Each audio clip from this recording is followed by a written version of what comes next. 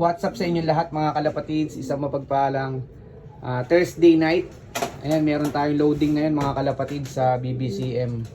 And ready na natin yung T-box natin. Oh. Ito, meron pala tayo ditong aluminum T-box na aayusin pa. Wala na yung tolda niya. Tolda ba yun? Ang tawag doon. Basta yung takip niya sa gilid, dalawang gilid. Ayusin natin. So ayan, karga muna natin yung mga ibon natin. Let's go!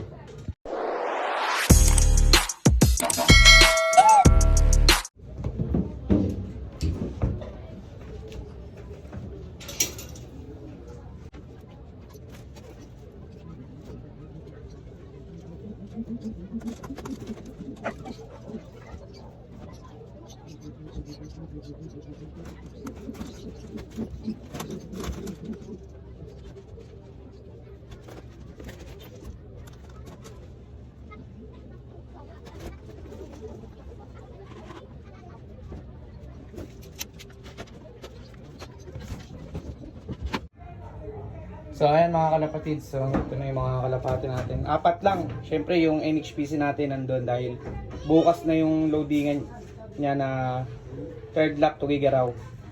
So itong mga to training nito ay Urdaneta, Pangasinan. Ayan. Punta na tayo loading station bago pa umulan. Ito at touchdown tayo dito sa Bago Bantay area, BBCM. So ayan, dito tayo nagkakarga mga kalapatids dahil mas mabilis yung biyahe natin dito. Ayan mga kalapatids, so yung mga ibon natin. Load na natin sila mga kalapatids bago tayo abutan ng ulan. Let's go! The next day later. Aray ko po.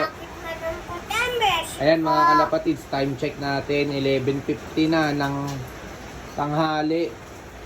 Kaya nakita nyo, napakalakas ng hangin ngayon. Ayan o. Ayan yung hangin na yan. Lakas ng hangin at maulan mga kalapatids.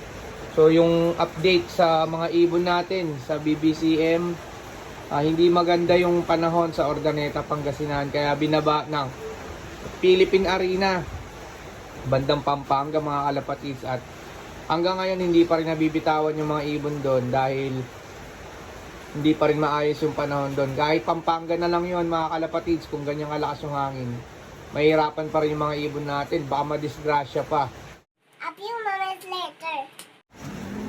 Ayan mga kalapatids, update tayo, time check for 4:30 na ng hapon at ayan, umuulan pa rin.